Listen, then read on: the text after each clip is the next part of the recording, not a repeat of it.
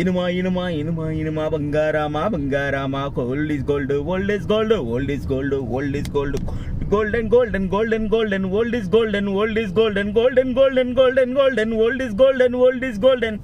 రే ఏంద్రాని తలనొప్పి అంటే మాత్రమే చెప్తా. రీసెంట్గా ఓ సినిమా గురించి చెప్పడం మర్చిపోయాను మీకు అందరికి, ఎందుకో తెలియదు నాకు కూడా. సంగీతం ఓల్డ్ ఈజ్ గోల్డ్ అంటారే, అటువంటి గోల్డ్ అది అర్థమైందా. మన తెలుగు సినిమాలోనే కాదు, ఇండియన్ సినిమాలో కూడా ఎక్స్పెరిమెంట్లు చెయ్యాలి అంటే గుర్తొచ్చే పేరు సంగీతం శ్రీనివాసరావు గారు. లెజెండ్, అసలైన లెజెండ్ ఆయనే, అసలు ఓజీనే ఆయన. మాట్లాడితే ఎక్స్పెరిమెంట్స్కి అటువంటి ఓజీని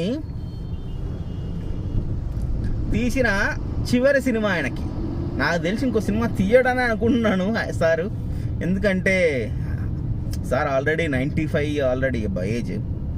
it's very tough for him also, but he is internally is very young, still 16, sweet 16 మర్చిపోవద్దు.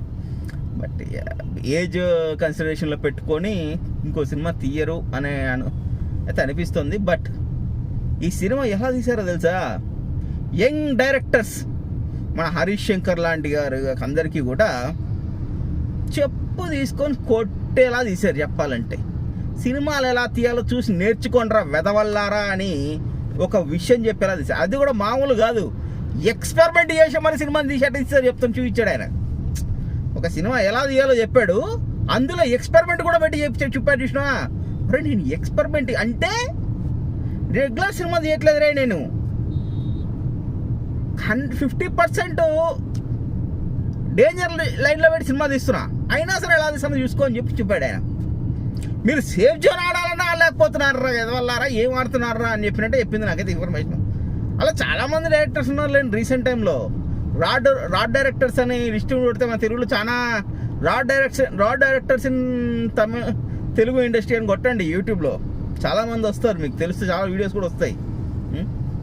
మన పెద్ద డైరెక్టర్స్ కూడా. సో అరౌండ్ వాళ్ళందరికీ ఒక చెంపమెట్టు లాంటి ఒక సినిమా తీశారని చెప్పచ్చు. అన్ని పాటలు ఉన్నా కూడా చాలా బాగా కనెక్ట్ అవుతాం. అంటే కొద్దిసేపు తర్వాత సినిమాలో పాటలు ఉన్న విషయం మర్చిపోతామండి యాక్చువల్గా చెప్పాలంటే, ఎందుకంటే ఆ ఇమర్షన్లో ఉండిపోయాము ఆ రోజు.